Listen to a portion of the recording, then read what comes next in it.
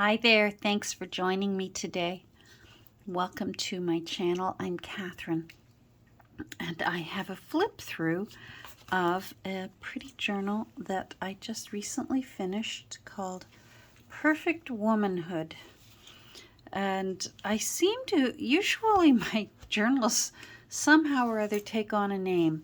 And I really thought that I would start calling this journal Annie, and you'll see in a moment, but I just kept thinking perfect womanhood because it seems like such an impossible thing to attain, to be trying to reach towards, at least for me.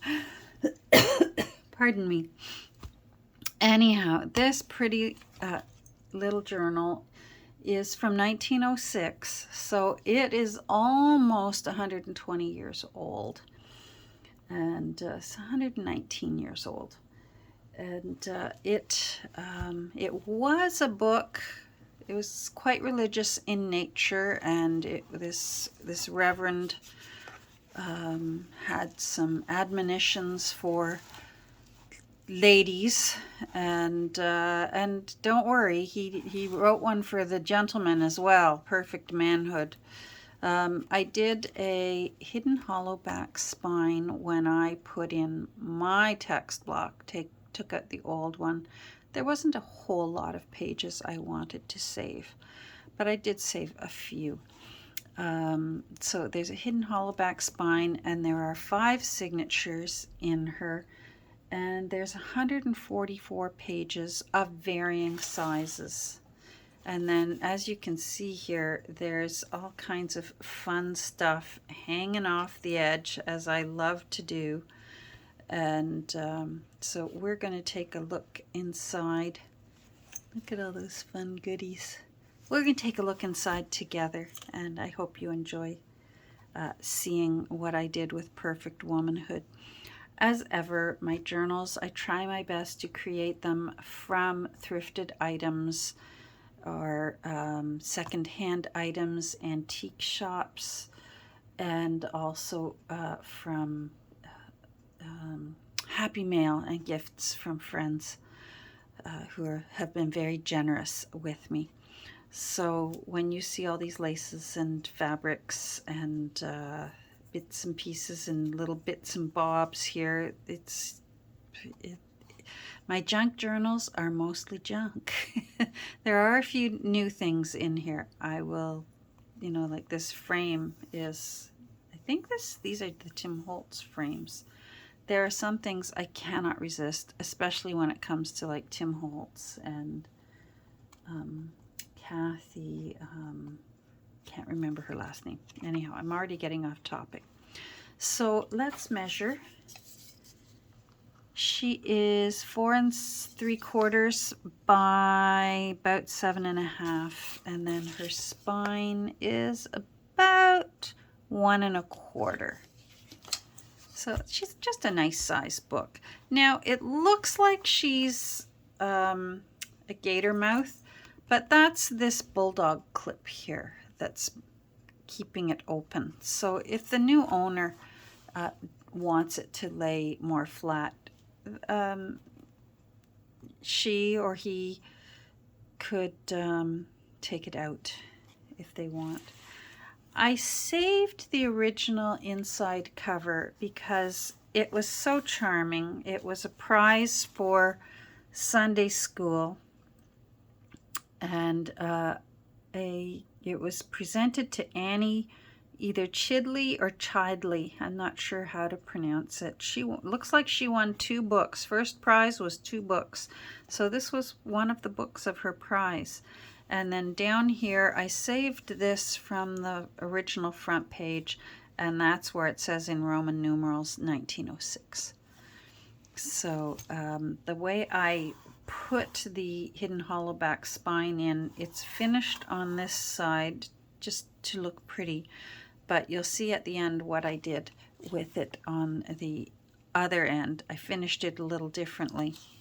So this is antique, these little fussy cut roses, and again saved Perfect Womanhood. That's from off the original first page. I thought that was pretty. The tea-dyed lacy paper is from Wishes and Weeds. She makes the best. I'm not sure if her shop is open or closed right now, or only open to Canadians, or I'm not sure. You'll have to go over and see, but I know every once in a while, if some shows up in her shop, grab them. So as I said, varying sizes. This is either tea or coffee dyed. Can't remember. This is from a small reprint of Sears Roebuck catalog. And here is the dedication page where he dedicated it to his wife, and hopefully she attained perfection for her beloved husband. And just a little bit of lace hanging off the edge. I thought that looked pretty. I was able to find a picture of Annie, and I think they were putting on a show. They were raising funds. Their church was joining up with two other churches to become, they were a Presbyterian church, but they were joining together to form the United Church of Canada. And it required some fundraising to make the new building a little bigger. And so the Ladies Auxiliary were doing a lot of fundraising. And she was pointed out in one of the pictures on the page that the church had of the history. And that was her. So I think that's sweet. When I can find the original owner, oh, that's the best. When I can put them back into their book, and hopefully Annie thinks it's beautiful. Some little, I used a lot of fussy cuts from my Girls' Own Annual from 1888, and I didn't want to waste a bit. And so this little picture was just on the back side of one of the pages that I used, and I thought, I'm not going to waste that. It's a gentleman in a rowboat with a couple of ladies, and they're going out for a row on the lake or the river. This is a vintage blank card for, writing a little note on, or a thank you note. And then what I did was I cut open the tops so that there were 4 pages, but then I glued the center 2 together to make a pocket. And then this again is from the Girls' Own Annual. So 1888 this picture is from, and I put a little whale tail tab with some fabric ribbon on it so that you can see it in there and be able to pull it out. But you can put whatever you like in there. There we go. A little bit of lace down here with some little flowers and a little charm with a little sparkly bead. I take bracelets and necklaces and just break them up, and it's nice when you can find the kind that already have loops in them. They just lend themselves perfectly to go onto a bulb pin and look pretty on the edge of a book. Here's, I found a booklet of postcards with all these fancy ladies, Munch drawings from the artist Munch. And so I put a few of them in this book as tuck spots and pockets. This again is from Orange Blossoms. You can journal on the back, and it's from the 1888 Girls' Own Annual. Here I've just put this beautiful little brooch that's got some little roses on it. I think it's either a brooch or maybe a scarf pin. Not sure, but it's those little pink roses. I thought this book seemed to take on its own life of having shades of green and pink in it. And it just, when I was looking for little charms to put on the bulb pins, that just yelled out at me, and I knew it needed it to go on Perfect Womanhood. So this is front page of one of the chapters, Feminine Characteristics. It was something else, let me tell you. I couldn't find myself in the chapter very much. Another picture from out of the Girls' Own Annual from 1888. And here's a faux carte de visite that I made myself from a picture that was in a book of a photograph of a little girl looking in the mirror. Isn't she cute? She's got a little face like a little fairy. And then again, this part, like I said, I wanted to see how much I could get out of this page. And this part of the page only had printing on it. So I thought, well, I'll use that as the background and I'll collage on the front. And then there's journaling space on the back with a little stenciling. This is from a book from 1897 on helpful handy hints. And this one is how to bandage, making all kinds of bandages for wounds and sores. So that sprained hand does not look like it's in good shape. A tea-dyed page out of a Beatrix Potter book. This is a page from, it's either Amazon packaging or brown paper bag. Not sure which.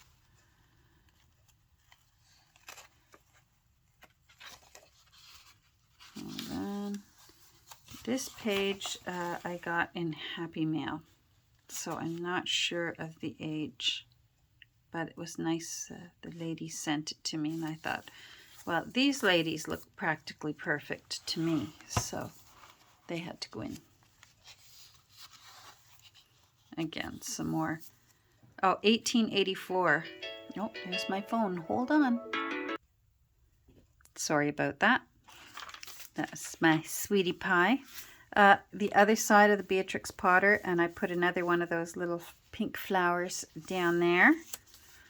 Here's just a tab that I made using a little cut off piece of lace and a leaf and a brad, and then of course a bulb pin with a little dangly pearl on it. And on the other side I put another leaf just to give it a little bit of strength, because this paper is quite old. This is the 1897 paper.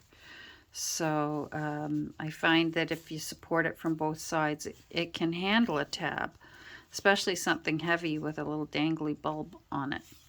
On this side is another one of the pages out of Perfect Womanhood.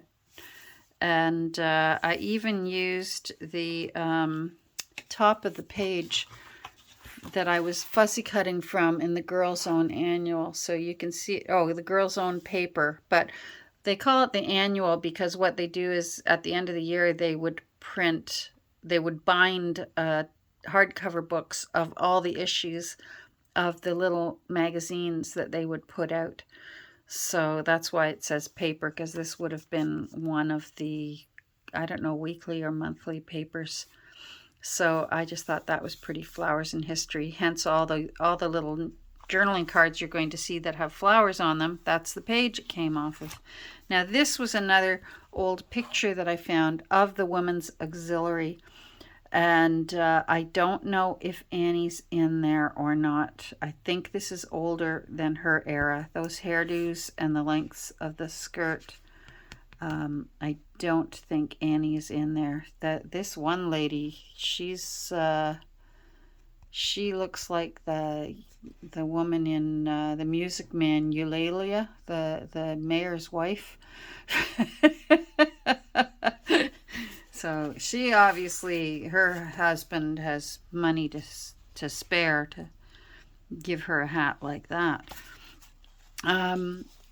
Another little bulb pin with a little dangly bead on it, and some more of the Sears Roebuck reprint catalog. This tiny one is so fun to use. I have the bigger reprint as well, the 1908 reprint, but this small one is just it's a nice, interesting little size. So there we go. This is from a book that I did at one time, but I saved the text block, the pages I didn't use, because they're so pretty with this green detail work all around the edge on every single page of the book. So what I did on this page, I'll show you what you can do if you need more room to be writing in a journal, because I really, I don't know about you, I use my journals to write in.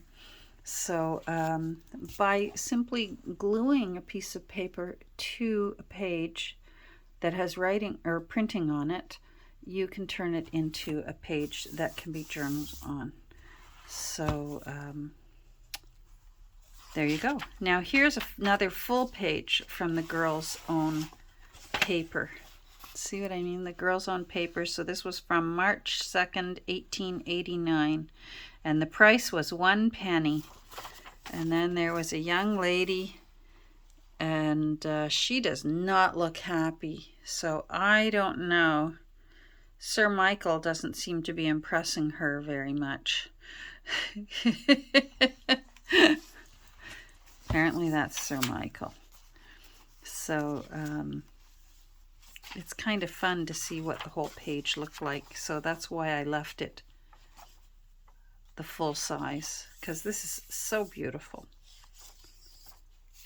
Another page from My Lady Caprice. Now this is empty. I need to either find a page that's got two. I'm going to have to remember and find a page that's got two journaling cards in it and slip it in there. This is another tuck spot made from the postcard from the artwork of Munch. And here's a perfect little lady on, again, Girls' Own Annual, and this is Girls' Own Annual in behind. And I made this actually from a piece of scrapbook paper that had this on the back side, the flip side of it. It was double-sided. And then this was from a book of Victorian scrap that's fussy cuttable.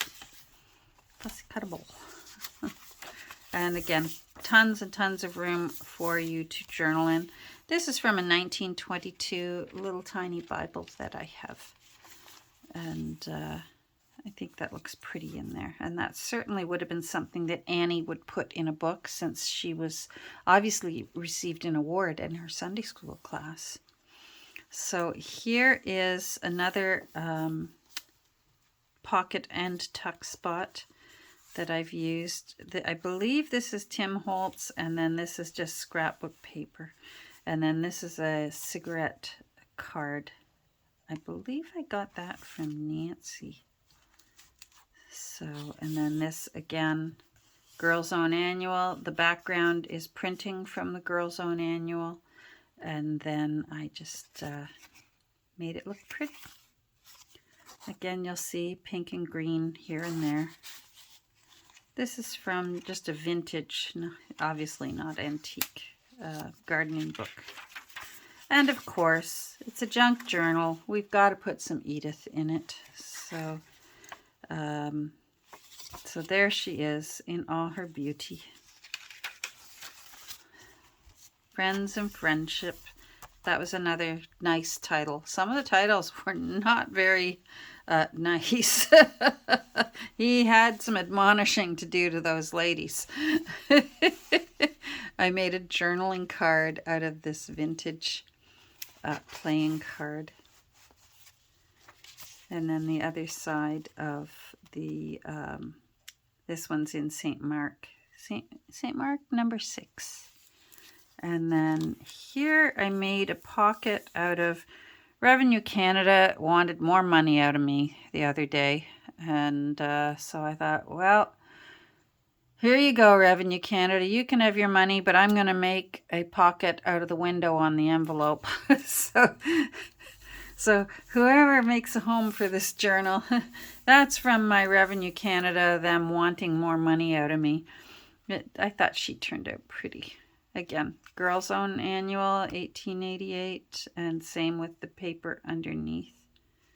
And little little fabric tag, and she just fits in there really nicely. A little bit of stenciling down here, and I can't believe what I did when I was sewing this. After I'd sewn this signature in, somehow or other, when I was flipping the pages to start to work in this book, this folio fell off the back of the page, so it was obviously stuck to it. And I thought, oh, I guess that means you were meant to be in this book, but I had already sewn the text block together. So this was the way that I put it in the book, and I put some ladies from the Girls' Own Annual on the page, but then it can still be used. You could put some paper down on it, or some tissue if you want to still be able to see the words through it. Tissue is a nice option, or a rinsed coffee filter. Those also make really nice see-through, thin, tissuey paper. So I just simply glued it along the fold here and put it in the way you would put in a when they put beautiful pictures into books. A little locket, and it actually opens, so the new owner, if you've got a picture tiny enough, you can put it in there. It opens and closes. And here's a lady with a lovely hat on, and she's also a journaling card. For humanity's sake. I guess we need to aspire to perfection for humanity's sake. Here's a pocket with two, so I'll take one out. And this one's Myrtle. I had a great aunt Myrtle. And they say that, I forget how many queens now have carried, and future queens have carried a wedding bouquet with myrtle in it. I know Kate Middleton did. Diana had myrtle in it, and if I seem to recall it, they said it was even the same plant, and it went back generations.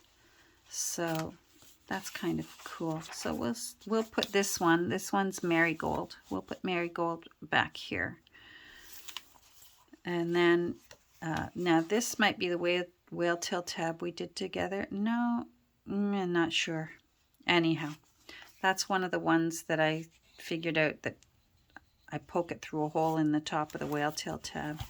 Then I've got a little picture down here of a lovely lady, and I made it look like the way if Annie had taped her in and glued a ribbon on. It's kind of the way Lucy Maud Montgomery's scrapbook looks. I really love that book for inspiration in what Victorian scrapbooks looked like that women actually kept. Some scrapbook paper that I've still made the other side look nice. And one of those little pink flowers again. Here I wanted to make use of one of these little tassels, and I just put it at the top of a whale tail tab, and I think that turned out really cute.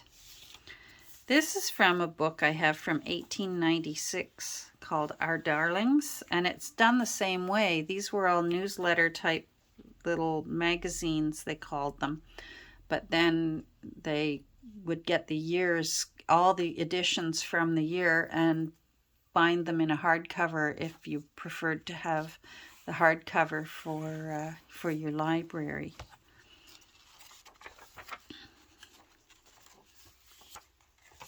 And again, some more, I believe that is a paper bag. I can see the folds. And some more from Girls' Own Annual with a lovely looking lady here, and green and pink. This is from the Sears Roebuck reprint from 1908. Over here is Olive. So, and journaling space on the back. And this is a page out of a accounting book, a genuine one, from the little town of Orono, where we go When Nancy and Alice visit me and we go up to the Kirby book sale, we often will go down to Orono, which is nearby, and there's a couple of little antique shops in Orono. We have fun there. So on the back, this is how I finished the back. It's slightly different than the front. I left it a little bit longer so that it could be a tuck spot. And so that's still the original end paper, obviously on both sides. And this lady is from Sears Roebuck catalog reprint, but the background is the Girl's Own Annual and a little bit of stenciling on it. And then this is a scan from, I have the original of it. It was in my grandmother's Bible. So I just softly stenciled on the back to give it a little pattern for journaling on. But I liked the pink rose on it. So she's in there and she's in there. And then I've also signed my name and dated it here with my little sunshine that I always put in my journals. So that is, oh, we can take this out now. I don't need to save that page anymore. That is Perfect Womanhood, and I'm happy with how she turned out. I hope you enjoyed this flip through. As ever, right now, we're dealing with all kinds of issues with, besides very, very expensive tariffs to ship down to the US, which unfortunately I just cannot do right now. We're still dealing with a Canada Post strike. Oh my goodness, this has been going on for months now. I think close to 8 months, I think. So now they're on rotating strikes, and I'm still hesitant to put things in the mail and have them stuck in limbo or getting lost. So I haven't decided yet what. For now, she will go on my shelf, and then I'll eventually figure out what I'm going to do, whether she's just going to stay in Canada, which is very likely.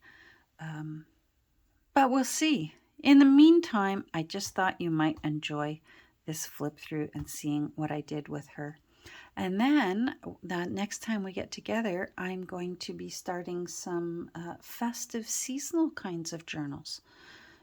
So we'll see what I'm going to hopefully finish the winter solstice journal, and then I have some really, I think, fun ideas for this year's Dickens junk journal. So I hope you'll join me for that one too.